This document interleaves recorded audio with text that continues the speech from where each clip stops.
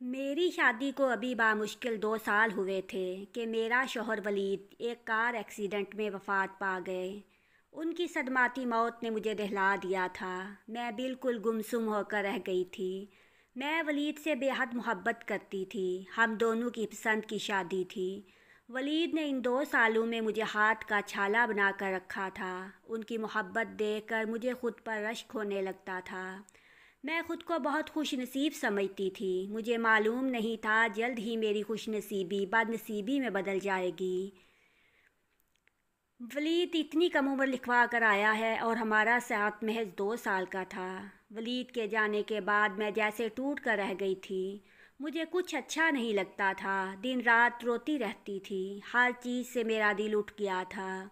अभी तो हमने उम्र भर साथ रहने के सपने सजाए थे। ऐसा लगता था हमारी शादीशुदा ज़िंदगी को किसी की नज़र लग गई थी। मुझे जज्बाती सहारे की शदीद ज़रूरत महसूस होने लगती थी। माली तौर पर मुझे मेरे शौहर की तरफ से विरासत में बहुत कुछ मिला था। मेरे मेके के नाम पर बस मेरी बूढ़ी माँ थी जो मेरे ही पास रहती थी। उनके अलावा 2 शादीशुदा बहनें थीं जिनके साथ रहना हम माँ बेटी का मुमकिन नहीं था, क्योंकि उनके अपने घर के हालात सही नहीं थे। वलीद इतने अच्छे थे कि उन्होंने मेरी बूढ़ी माँ को पूरे इज़्ज़त और एहतराम से अपने घर में रखा हुआ था। जब अम्मी हमारे साथ रहने लगी तो मैं खुश हो गई, क्योंकि मेरी अम्मी को अकेला नहीं छोड़ सकती थी। मेरा कोई भाई भी नहीं था और अब्बू भी इस दुनिया में नहीं रहे थे। बहनें अपनी शादीशुदा ज़िंदगी में मसरूफ़ थीं। वो तो बला हो वलीद का जिन्होंने मेरा मसला हल कर दिया और अम्मी को घर लेकर आ गए। ससुराल में मेरा बस एक देवर था जो शुरू से ही हमारे साथ रहता था, और एक ख़ानदानी मुलाजमा भी हमारे साथ रहती थी जिसका नाम सकीना था। मेरे पास बस यही चंद सहारे बच गए थे, मगर फिर भी मुझे अपने शौहर की कमी शिद्दत से महसूस होती थी और मुझे लगता था कि मैं बड़ी दुनिया में बिल्कुल तन्हा हो गई हूँ। मैं इद्दत में बैठी तो मुलाजमा दिन के औकात में मामूल के मुताबिक मेरी माँ की खिदमत करती और रात के वक़्त मेरे पास सोने लगी। मेरी माँ हमसे अलग सोती थी क्योंकि उनके लिए नींद बहुत ज़रूरी थी, और वो ज़रा सी आहट पर भी जाग जाती थीं। मैंने उनके लिए हमेशा से ही अलग कमरा रखा हुआ था। अपनी इद्दत के दिनों में भी उनको तंग नहीं किया और मुलाजमा को अपने पास ठहरा लेती। मेरा अपने देवर से इद्दत की वजह से पर्दा होता था, मगर वो मेरा इतना ख्याल रखता था। वो अब भी मेरे लिए फ़िक्रमंद रहने लगा था और पर्दे में भी मुझसे मेरी तबीयत सेहत के बारे में पूछता रहता था। अपनी तरफ से सब ही मुझे जज्बाती सहारा देने में लगे रहते थे ताकि मैं अपने शौहर को खो देने का गम खुद पर ज़्यादा सवार ना कर बैठूं। सब कुछ सही चल रहा था जब अभी मुझे इद्दत में बैठे बामुश्किल 15 दिन हो गए होंगे कि मुझे हर वक्त जिस्म में दर्द सा रहने लगा। ख़ास तौर पर सुबह उठकर मेरा जिस्म दर्द से चूर होता था और मुझसे चला भी नहीं जाता था। मैं समझ नहीं पा रही थी कि ऐसा क्यों हो रहा है, हालांकि मैं जिस्मानी तौर पर बिल्कुल ठीक थी और घर का जो थोड़ा बहुत काम करती थी अब इद्दत में होने की वजह से मैं वो भी नहीं करती थी। मैं अब किचन में भी बस तन्हाई के एहसास से परेशान होकर मुलाजमा के साथ जाती थी, मगर वहाँ भी सारा काम वही करती थी। मैं सिर्फ़ फजर के बाद अपने और अपनी माँ के लिए चाय बनाती थी। इसके अलावा मैं बस खामोशी से एक तरफ बैठकर अपनी मुलाजमा को काम करता देखती रहती थी। कोई भी ऐसा थकन वाला काम नहीं था जिससे मैं थकन का शिकार होती। मुझे लगा शायद फारग बैठने रहने से ऐसा हो रहा है। मैंने मुलाजमा से जिक्र किया तो वो मुझे लेकर कमरे के पीछे बनी गैलरी में जाती और मैं वहाँ कितनी देर तक चलती रहती, मगर ऐसा करने से भी कोई अफाका नहीं हो रहा था। हर रोज़ मेरे जिस्म में दर्द होता और ये बात मुझे अब घबराहट में मुब्तला करने लगी थी, क्योंकि मैं कोई उदेड़ उम्र नहीं थी कि उसे बुढ़ापा मान लेती। मैं बिल्कुल जवान औरत थी। मेरी शादी सिर्फ 22 साल की उम्र में हुई थी और ये शादी भी बस 2 साल ही चली थी। इस तरह जवानी में मेरा ये हाल होना मुझे परेशानी में मुब्तला कर रहा था।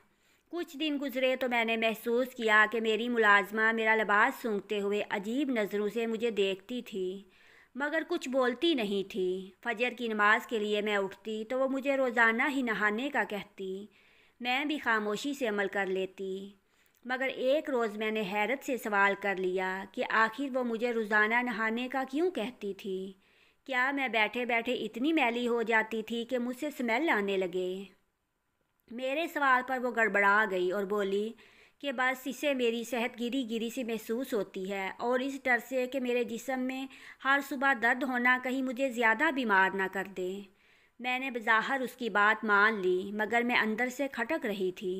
میری ملازمہ کا رویہ اور نظریں عجیب تھیں جو مجھے گھبراہٹ میں مبتلا کر رہی تھیں۔ ولید کے جانے کے بعد میرے دماغ نے کام کرنا چھوڑ دیا تھا، مجھے باتیں بھول جاتی تھیں۔ اب مجھے ڈر لگ رہا تھا کہ کہیں ایسا تو نہیں تھا کہ میں کسی بڑی بیماری کا شکار ہو گئی ہوں، کہیں مجھے کینسر جیسا مرض تو نہیں۔ ایسا سوچ کر ہی مجھے جھجری آ گئی۔ اب مجھے اپنے صحت کے حوالے سے عجیب عجیب وہم ستانے لگے تھے۔ ایک روز اسی طرح میں اپنے جسم درد میں مبتلا بستر پر پڑی تھی۔ مجھے ہلکا سا بخار بھی محسوس ہو رہا تھا۔ مجھ پر میرے شوہر کی وفات کا گہرا اثر ہوا تھا۔ میں بالکل ناکارہ سی ہو گئی تھی اور اسی غم میں ہی شدید بیمار رہنے لگی تھی۔ ایک پریشانی میں اچانک میری ملازمہ نے نہایت عجیب سی بات کہہ دی جس نے مجھے حیران کر دیا تھا۔ وہ مجھ سے بولی کہ اسے میرے دیور پر شک ہے۔ میں اس کی بات پر حیران ہو گئی۔ اچانک میرے دیور پر کیوں شک ہونے لگا تھا اور کس بات سے اسے ایسا سب محسوس ہوا تھا؟ میں نے اس سے سوال کیا تو وہ کچھ دیر متذبذب سی بیٹھی رہی، جیسے سوچ رہی ہو مجھے بتانا صحیح ہے یا نہیں۔ پھر وہ گلا کھنکار کر ہمت سے بولی کہ اسے لگتا ہے کہ میرے دیور کی نیت ٹھیک نہیں ہے۔ وہ رات کے دوسرے پہر ہمارے گرد کمرے کے گرد گھومتا تھا۔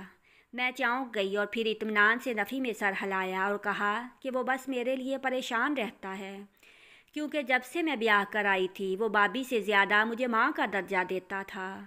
اس کی عزت و احترام میں کوئی شک کرنے والی بات نہیں تھی۔ اس کا ہمارے کمرے کے باہر گھومنا بھی مجھے فکر اور خیال رکھنے کا ایک انداز لگا تھا۔ میں نے ملازمہ کو سمجھایا کہ وہ ہمارے گھر کا واحد مرد ہے، اس لیے وہ ہماری نگرانی کرتا ہے۔ میری بات پر میری ملازمہ خاموشی سے مجھے دیکھتی رہی اور پھر کچھ توقف کے بعد بولی تو مجھے اس کی بات نے چونکا دیا تھا۔ وہ بولی اسے ایک دو مرتبہ نیند میں شک ہوا کہ میرا دیور ہمارے کمرے میں آیا ہے، حالانکہ وہ جانتا تھا میں عدت میں ہوں اور اس سے پردہ کرتی ہوں۔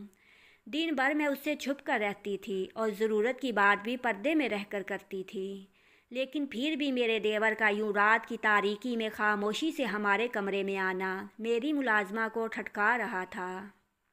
اپنی ملازمہ کی بات پر مجھے غصہ آ گیا۔ وہ صرف ایک شک کی بنیاد پر مسلسل میرے دیور کو برا کہہ رہی تھی، جبکہ میرے لیے وہ میری فیملی کا حصہ تھا۔ میں نے غصے سے اپنی ملازمہ کو ٹوکا اور کہا کہ تمہیں یہ بات کرتے ہوئے شرم آنی چاہیے۔ میرا دیور میرے چھوٹے بھائی کی طرح تھا۔ وہ مجھے بابی ماں کہتا تھا اور ماں والا ہی مان دیتا تھا۔ وہ اپنے بھائی کی زندگی سے ہی میرے قریب تھا۔ اس پر اور اس کی نیت پر شک کرنا مجھے گناہ لگتا تھا۔ میرے لیے وہ بس ایک نوعمر بچہ تھا۔ میرے غصہ کرنے پر ملازمہ بیچاری گھبرا گئی اور خاموش ہو گئی۔ میں نے اسے تو چپ کروا دیا تھا، مگر میں خوف اندر سے ڈر گئی تھی۔ اگر میری ملازمہ کی بات ٹھیک ہوتی تو میرے پاس بوڑھی ماں کے علاوہ کوئی نہیں تھا۔ میں اس رات اپنے شوہر کے جانے کا غم مناتی رہی اور کتنی ہی دیر گٹ گٹ کر روتی رہی۔ کچھ دن گزرے تو میری ملازمہ نے مجبوراً دوبارہ سے وہی بات چھیڑ دی۔ اس بار میں خاموش رہی تو اس نے مجھ سے کہا کہ ہمیں چیک کر لینا چاہیے کیا سچ ہے کیا جھوٹ۔ مجھے اس کی بات سے اتفاق محسوس ہوا۔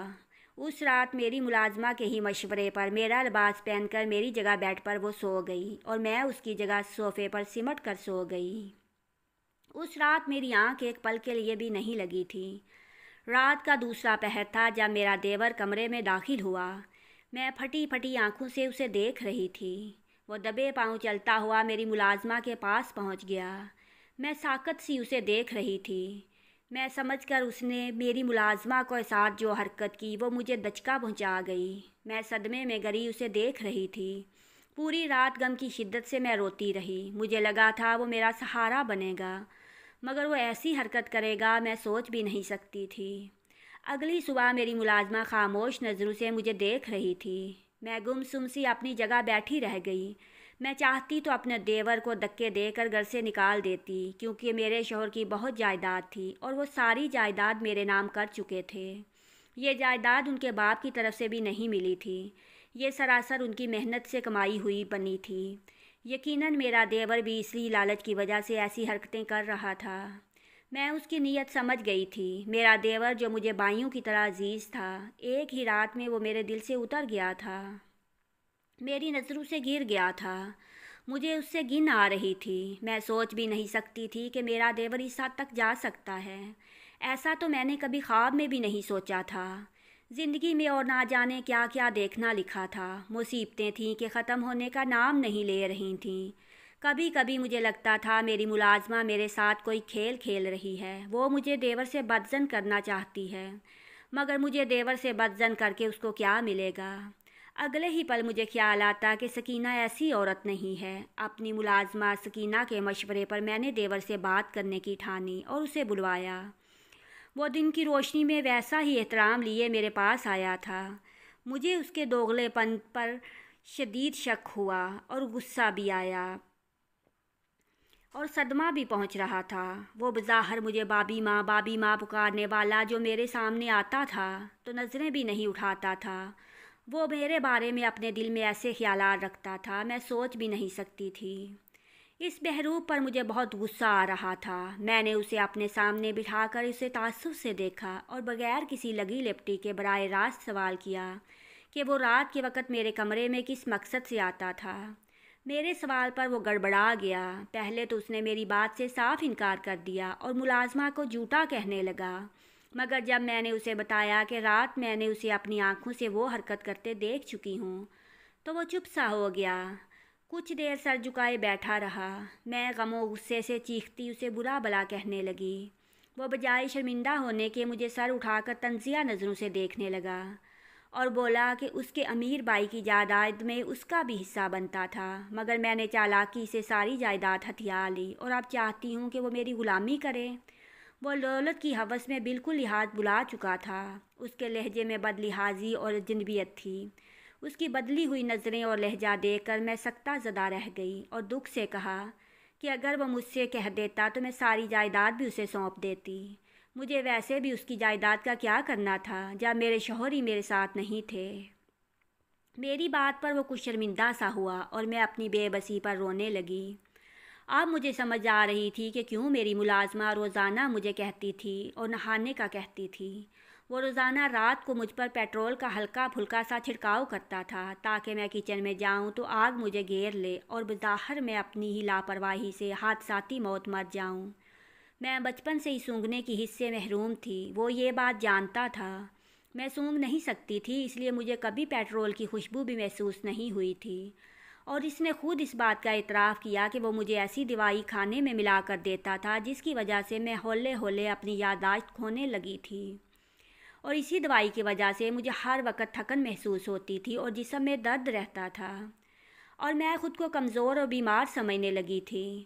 وہ اتنی چالاکی سے یہ سب کر رہا تھا کہ اگر مجھے کچھ بھی ہو جائے تو اس پر کوئی شک نہ کرے اور ساری جائیداد خود بخود اس کے پاس آ جاتی۔ میری ملازمہ کو میں پاگل لگنے لگی تھی جو پیٹرول خود پر چھڑک کر رہتی تھی، مگر اس نے غور کیا تو وہ سچ کو جان گئی تھی۔ اس نے مجھے بتانے کے بجائے میری حفاظت کی اور میں اپنی وفادار ملازمہ کو بجائے اس کی لالچی اور بد فطرت لڑکے پر یقین کرتی رہی۔ یہ تو اللہ پاک کا شکر تھا کہ اس نے وقت پر میری آنکھیں کھول دی تھیں۔ مجھے میرے دیور کی حقیقت معلوم ہو چکی تھی۔ اب تو وہ دیدہ دلیری دکھا رہا تھا اور ہر روز مجھے دمکاتا تھا۔ میں اکیلی عورت تھی جو عدت میں بیٹھی تھی، اتنی مجبور تھی کہ اس جوان مرد کا مقابلہ نہیں کر سکتی تھی۔ میری بوڑھی ماں اس ساری حقیقت سے لا علم تھی۔ میں انہیں کچھ بتانا بھی نہیں چاہتی تھی۔ وہ پہلے ہی اپنی بیماری سے لڑ رہی تھی اور زندگی اور موت کی کشمکش میں مبتلا تھی۔ اگر میں انہیں سب بتا بھی دیتی تو وہ بیچاری کچھ کر تو نہیں پاتی، الٹا پریشان ہو جاتی۔ اور ایک میری نوکرانی تھی جو میرے ساتھ وفادار تھی۔ اس شخص نے ہم تینوں عورتوں کو گھر تک محدود کر دیا تھا۔ گھر سے باہر جاتا تو اکثر دروازہ باہر سے بند کر کے جاتا۔ ہمارے پاس فون بھی نہیں تھا کہ کسی سے مدد مانگتے، نہ باہر جا سکتے تھے۔ ہماری نوکرانی ہماری کل وقت ملازمہ تھی جو ہمارے ساتھ ہی رہتی تھی، اس کا بھی آگے پیچھے کوئی نہیں تھا۔ देवर के इरादे ठीक नहीं लगते थे। मालूम नहीं था अब वो कौन सी चाल चलेगा, क्योंकि जो शख्स मुझ पर पेट्रोल छिड़क कर मेरी जान लेने का इरादा रखता था उससे कुछ بعید नहीं था। मैं अपने शौहर को शिद्दत से याद करती थी। मुझे वो वक्त याद आता था जब शौहर ज़िंदा था तो ज़िंदगी किस कदर आसान थी, मगर अब तो जैसे मुश्किलों ने घर लिया था मुझे। मेरा दिमाग तो इस मामले में बिल्कुल काम नहीं करता था। एक तो शौहर के जाने का गम, ऊपर से देवर की हकीकत, सब बातों और सदमों ने दिमाग माउफ कर दिया था। वो तो शुक्र था कि समीना जैसी ज़माना शनास और समझदार औरत मेरी नौकरानी थी, जिसने मेरी बहुत मदद की। अब भी जब मैं परेशानी से बेड पर लेटी छत को घूर रही थी तो सकीना मेरे पास आई और मुझे कहा कि बीबी, आपका देवर बाहर से घर को ताला लगा कर गया है। अभी उसकी वापसी में बहुत वक्त है। अब तो वो बहुत ख़तरनाक हो गया है, मरने मराने की धमकियों पर उतर आया है। इससे पहले कि वो हम तीनों बेसहारा औरतों को कोई नुकसान पहुंचाए, हमें कुछ करना पड़ेगा। मैंने सकीना से कहा, हम क्या कर सकते हैं? सकीना, मोबाइल और फ़ोन हमारे घर है नहीं। घर हमारा एक कॉर्नर पर है। अगर दरवाज़ा खटखटाएं भी तो कौन हमारी आवाज़ सुनेगा? अगर कोई आवाज़ सुन भी ले तो पराए मामलों में आजकल डर के मारे कोई नहीं उलझता।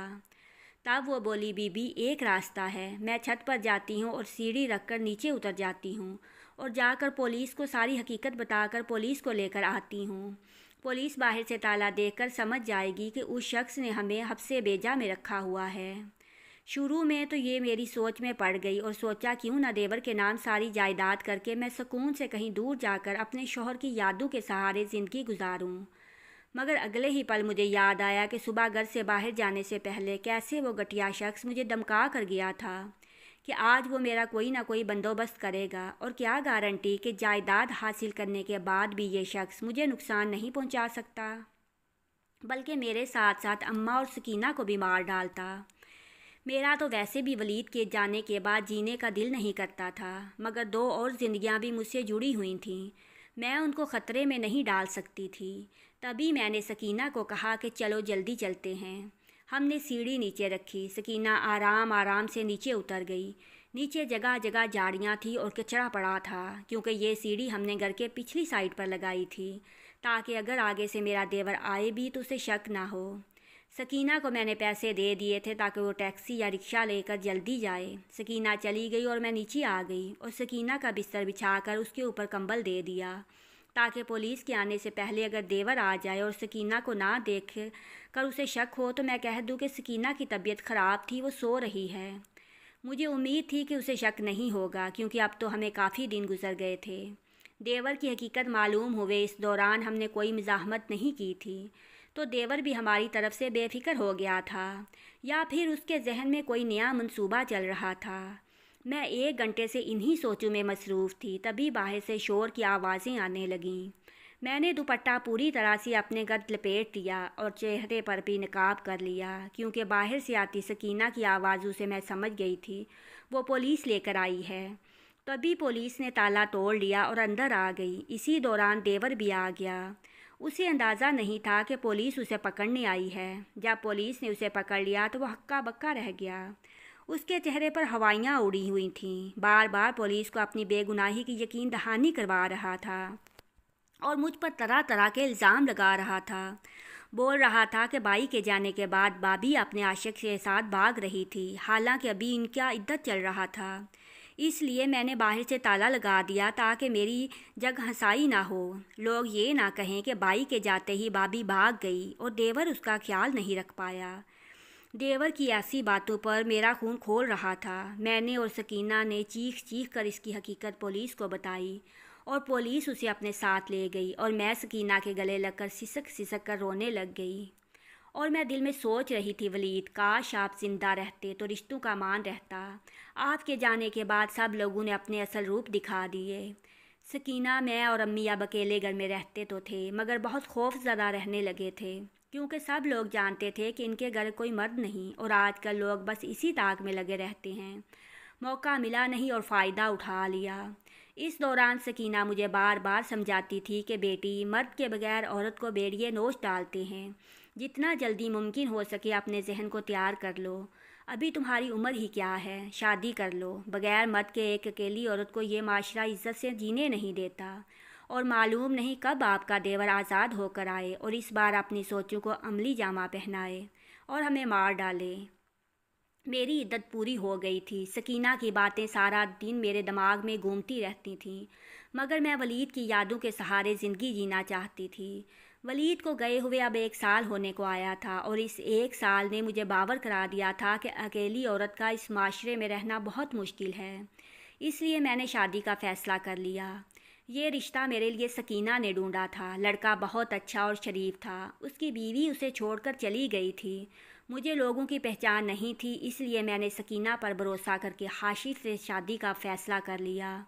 शुक्र है कि मैंने बर वक्त सही फ़ैसला कर लिया था।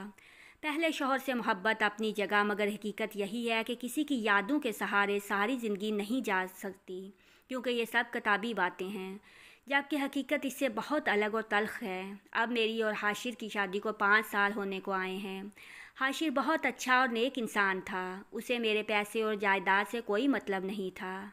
अब हमारे बच्चे भी हैं और हमें खुशगवार इज़्दवाजी ज़िंदगी गुजार रहे हैं, मगर वलीद की यादें आज भी मेरे दिल में बसी हैं। मेरे देवर को भी पुलिस ने छोड़ दिया, वो आज़ाद हो गया, और अब जब उसने देखा कि मेरी शादी हाशिर जैसे शख्स से हो चुकी है, तब वो पीछे हट गया। क्योंकि अकेली औरतों को देखकर तो सब उन्हें तंग करते हैं, मगर जब किसी मजबूत मर्द का सहारा उनके पीछे देखते हैं तो खुद ब खुद पीछे हट जाते हैं। सकीना आज भी हमारे साथ रहती है। उसने मेरा बहुत साथ दिया जबकि अम्मी मुझे छोड़कर इस दुनिया से चली गईं। इतने मुश्किलों के बावजूद भी मैं अपने रब का शुक्रगुजार हूँ कि शुक्र अदा करती हूँ कि उसने कभी भी मुझे तन्हा नहीं छोड़ा। इस कहानी को बताने का मकसद यही है कि हमें मालूम नहीं होता हमारे अपनों के रूप में चेहरे पे नकाब चढ़ाए कितने घिनौने चेहरे छुपे होते हैं। वक़्त आने पर उनकी असलियत सामने आ जाती है, और जब सच सामने आता है तो बहुत तकलीफ़ होती है। जिस तकलीफ़ से मैं गुज़री हूँ